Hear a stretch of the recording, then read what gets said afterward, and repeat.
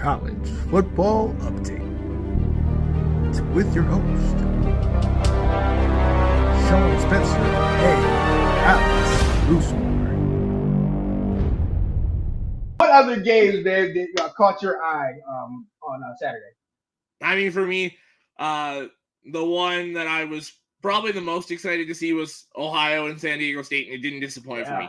I was expecting a physical slugfest, and that's absolutely what it was.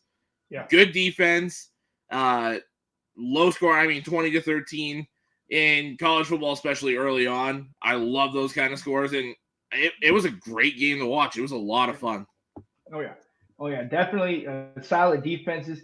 Rourke was knocked out of the game, I think. In the first quarter, yeah. Yeah. I'll see if I can find anything on it, but. Yeah, because see if you can see what's going on now, but you can tell the offense just was not the same. And I mean, shout out to San Diego State's defense, because that defense was a punishing defense. But Ohio just went back. out. Oh, he'll be back. Okay, good. Yeah, without Rourke, he's clear for the next game. Okay, perfect. Yeah, without him, it just it was frustrating. And I remember after he went down, watching some of those offensive series, it's one of those things where you like, this is why you need to get that number 2 some reps. You know what I mean? Get him in there so if he comes in, it's not a struggle.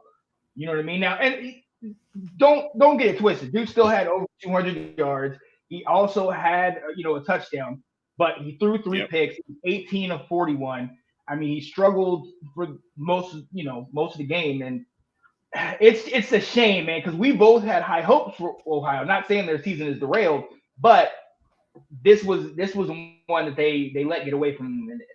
We'll see what happens. Well, I mean, you talk about the change in quarterbacks here. Like Rourke, early in the first quarter, he was 8 of 10 for 75 yards. Mm-hmm. So, I mean, that they were moving when Rourke was in. And then, when he went down, they just became too one-dimensional. Yep. So, like you said, he's coming back, but we'll see about that going forward. What else? What other games would you see? I mean, we should probably talk about it here. I mean, USC. San Jose State, they hung around longer than I expected them to. It was back and forth for a while there, and I was like, oh, man, maybe they got it.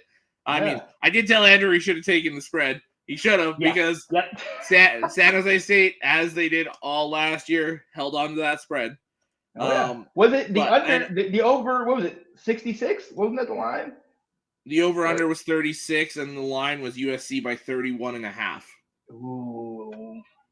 So they smashed the over. Well, not smashed it, but by almost 20. And then spread just under it was what? 28. Yeah, 28. They just doubled them, yeah. So it was, But, I mean, Cordero played pretty well, especially off the start. Going toe-to-toe with somebody like Caleb Williams, who they started slow. Yeah. They should not be having these kind of games. We talked about Sam Hartman getting what we expected. USC did not show us what we expected. USC should have dominated these guys early and often. I know they won by 28, but I mean, for it to be going into it was 7-0 USC after the first quarter and 21-14 SC going into the half. That shouldn't be happening. Yeah. So, I mean, props to San Jose State for hanging in there. Well, yeah, I mean, we're definitely not going to sit there and belittle San Jose State, but I think it goes to your point that you talked about all last year, that defense. I mean, San Jose State had 98 on the ground. You know what I mean? Yeah. Cordero threw 3 TDs with no picks. You know what I mean? Like, that defense made these guys look, otherworldly. And look, they are good for what they are, and I'm actually interested to see what San Jose State does this coming year. But you 28 and to keep the game as close as it was.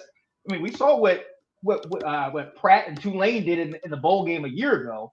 Yeah, you know what I mean. You're gonna need something more from that defense in USC to keep things going. But at the end of the day, I like for them to go or play like that, or their defense play that bad against San Jose State, when you've got to play Notre Dame, Utah, Washington, Oregon, UCLA, like you've got a gauntlet of a schedule. Your defense plays like that, you're getting smoked by all 5, 6 of those teams. Yeah. Oh yeah. You're gonna have to score 70 points to win those games. Right. Right. And that's the problem. And we know your offense can light it up. That's never been the question. Never. It's always been that defense. And hey, look, they're gonna have to turn around. But listen, it's not all doom and gloom. Nope. Caleb still did what he did. 4 TDs, over 200, over 270. You know what I mean? He balled out. And I'm gonna tell you guys about my guy, my game ball a little bit later. But we had a bunch of other guys come in. What I was really looking for in this game was those receivers. You got Dorian Singer that came from I think Arizona. Brendan Rice. Yep. Wanted to see, the son of the great Jerry Rice. Wanted to see how he did. Obviously, Zachariah Branch, I'm going to talk about a little bit later. On one side, I'm just like, man, all these different guys, man. This is just like a smorgasbord. It's a buffet of wide receivers. But at the same time, there's only one ball to go around. You know what I mean? Yep. So you don't have these big numbers per se, but maybe 1 or 2 guys. But you have a lot of guys getting 3 catches, 4 catches, but just everybody getting touches. Yeah. And that actually, I think, is a little bit more important because Caleb, I think, is trying to show that he can run around and he can throw deep balls, but he can also distribute the ball more towards that NFL level. Yeah. Seeing these Anthony there.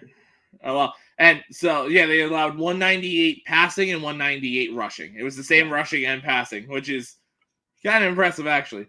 Yeah. No. Grinch, he's awful. I don't know why he still keeps getting jobs. No. No.